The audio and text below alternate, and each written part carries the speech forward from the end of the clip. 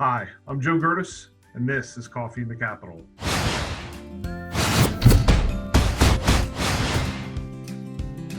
Our guest today is Dr. Kyle Kopko, Director of the Center for Rural Pennsylvania. Dr. Kopko, thank you for joining us today. Thanks for having me here. Doctor, the Center for Rural Pennsylvania has an important charter and has long worked on a number of issues with PSATs, and it's a nice partnership. Can you just remind our members of the mission of the center and some of the things that you're currently working on? And in our enabling legislation, we have two primary responsibilities. The first of which is to administer a grants program to help conduct applied policy research on our rural communities and rural topics, generally speaking. And then in addition to that, in our enabling legislation, we're charged with maintaining a pretty extensive database of various statistical indicators on rural Pennsylvania to help guide the policy process, not only within the General Assembly, but within the executive branch. So we help to provide that information to anyone who might need to craft rural policy.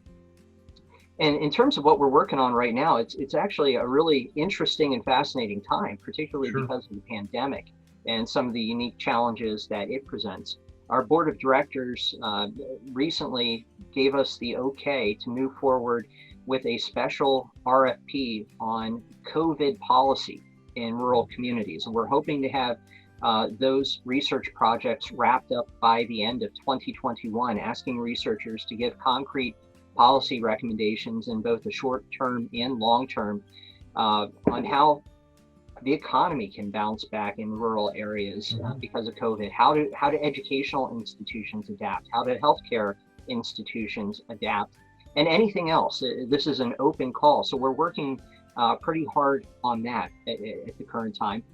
And we're also in the process of setting up a few legislative hearings in January and February relating to the pandemic, vaccination in particular. And also, and I think this is something that hasn't gotten quite as much publicity just because of everything that's going on right now, but we're still dealing with a pretty significant opioid crisis in rural Pennsylvania, and that appears to have gotten worse during the pandemic. So we're going to be digging into that. Doctor, you mentioned the research that you do as well, and how important that is to get that data about rural and small communities in Pennsylvania. I think that even though we do have this rural focus, whenever we collect data, we try to do that for every place in Pennsylvania that we possibly can, because understanding how a broad policy influences not only the rural communities, but also urban communities is very important, because implementation can vary tremendously depending on the nature of the community. So even though we are the Center for Rural Pennsylvania, we like to do a lot of these comparative analyses to try to better understand what are the differences between communities that are in a urban county versus a rural county or municipality. We try to slice the data as much as we can for comparison purposes, and that helps to benefit the policymaking process. You know, Doctor, you took the helm of the center this past July, and right in the middle of this pandemic, and you know, not an easy time for anyone. My predecessor, Barry Dank, he's just a true gentleman and a professional, and someone who has worked tirelessly throughout his entire career on behalf of rural Pennsylvania and rural issues. And Barry was kind enough to stay on board for a month after I started. So we had a nice transition period where I was able to pick his brain. And obviously this is, you know, a center that, and a position that often requires us to get outside the office and, you know, go see what's happening on the ground and talk to community leaders.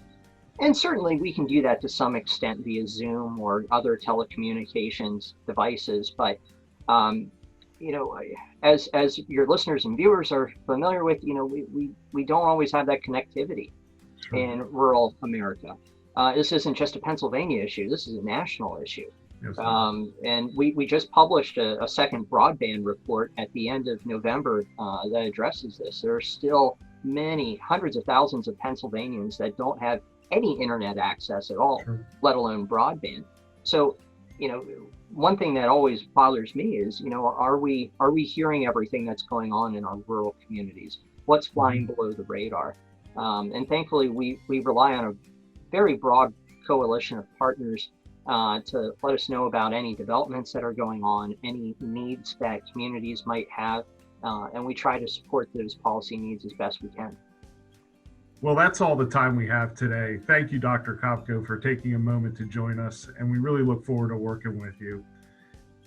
Thank you very much for having me, Joe. It's been a pleasure. Take care. And remember, if you like what you're seeing, subscribe to PSAT's YouTube channel and follow our social media pages for more Township Video News content. Next Tuesday, look for Dave Talk, and as always, thanks for watching.